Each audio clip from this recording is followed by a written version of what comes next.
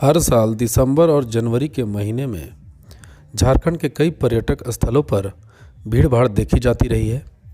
इसी क्रम में जोन्हा फॉल में भी कई सैलानियों की भीड़ देखी गई।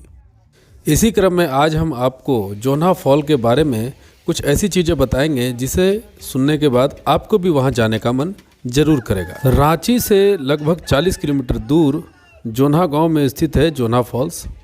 इसे गौतम धारा भी कहा जाता है। यहाँ सड़क मार्ग से आसानी से पहुँचा जा सकता है। सड़कों के किनारे हरी भरी वादियाँ आपका मन रोमांचित करती हैं। अगर आप यहाँ पर कुछ खाने पीने की सामान नहीं लाए हैं अपने साथ तो इसके लिए चिंता करने की कोई बात नहीं। स्थानीय लोगों ने इसका प्रबंध वहाँ किया हुआ है। चाहे वह मांसाहारी भोजन हो चाहे शाकाहारी भोजन हो, इन सब की व्यवस्था वहाँ पर की गई है। वहाँ जाने के बाद आपको एक से एक कलाकृति बनाते स्थानीय ग्रामीण दिख जाएंगे, जो गम्हार और दुग्धी लकड़ी के से बने सामानों को बड़ी खूबसूरती के साथ कलाकृति करते हैं और उसे बेचते हैं। स्थानीय सैलानी उसे बड़े शौक से ले जाते हैं अपने घर।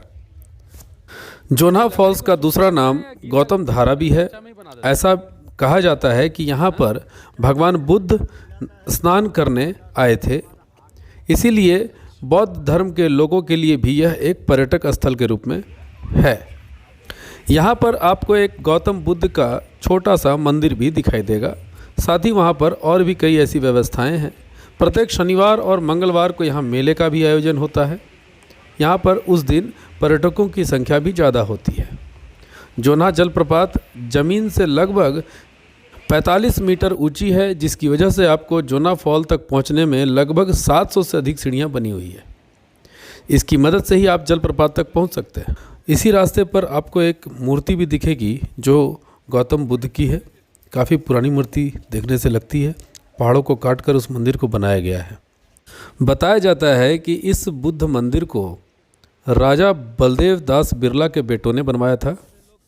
आश्रम के चिन्हों से देखकर इस बात का अंदाज़ा आसानी से लगाया जा सकता है कि मूल रूप से इसका निर्माण हिंदू धर्म के साथ साथ आर्य धर्म की सभी शाखाओं यानी बौद्ध, जैन, सिख, सनातन और आर्य समाज के लिए ही किया गया होगा।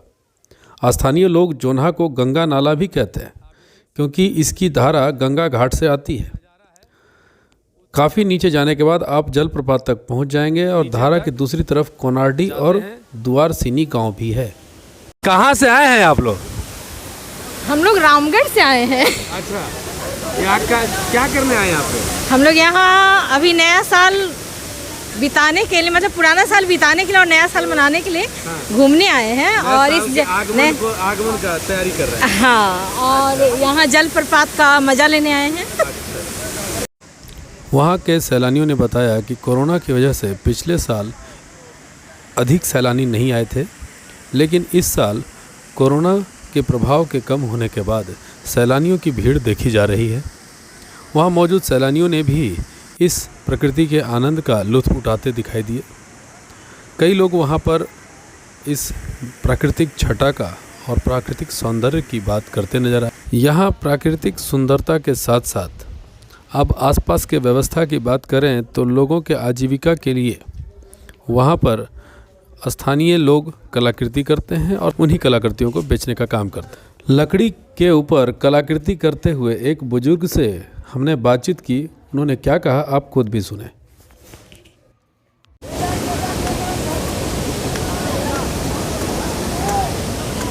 ये लकड़ियाँ कहाँ से लाते हैं बाबा? लकड़ियाँ कहाँ से लाओ है? जंगल से। अच्छा, कौन सी की लकड़ी होगा? दूधी लकड़ी। दूधी हाँ, लट्टू बनता है ना, वह लकड़ी है। कितना का है? कहाँ घरवा करने है? ये यहाँ पर गांव का नाम क्या है? कोनार्डी। अच्छा, ये कितना में बेचते हैं बोला? 50-40। अच्छा, कौन सी का लकड़ी होता है? दूधी लकड़ी। हाँ, दूधी लकड़ी। अच्छा, सूखने के बाद रहता है। अच्छा, बड़ा मेहनत लगता होगा? मेहनत लगता है बहुत। दिन भर में कितना कमा लेते होंगे? वो तो दिन जैसे 400-500।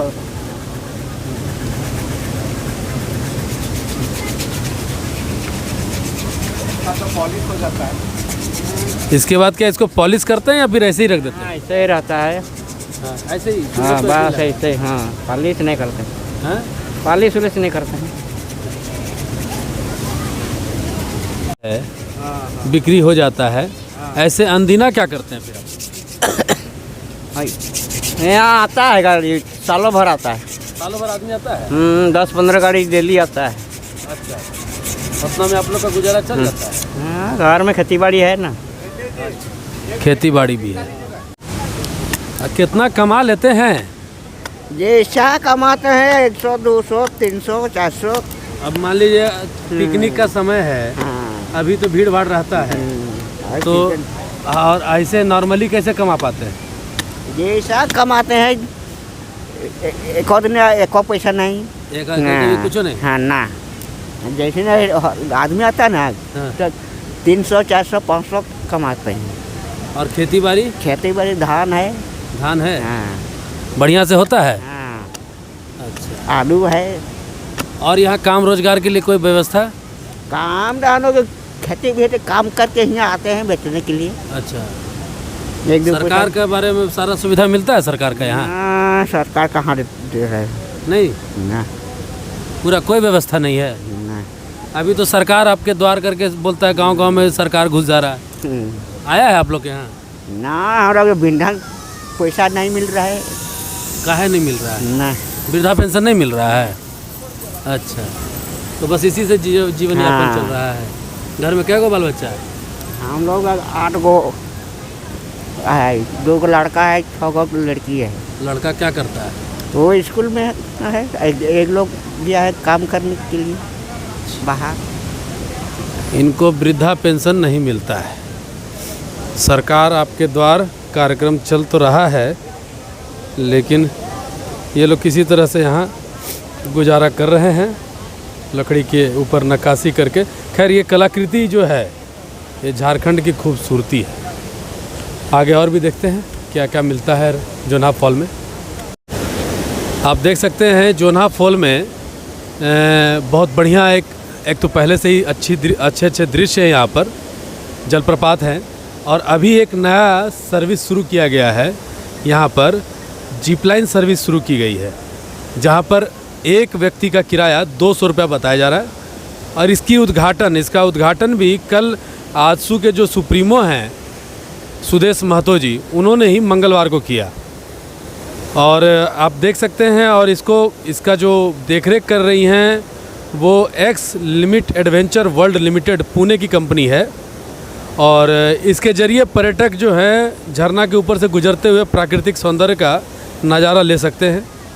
220 मीटर लंबी जीप लाइन है ये जीप लाइन, जिसको लगभग 120 किलोमीटर के आसपास 120 केजी का वज़न उठा सकती है।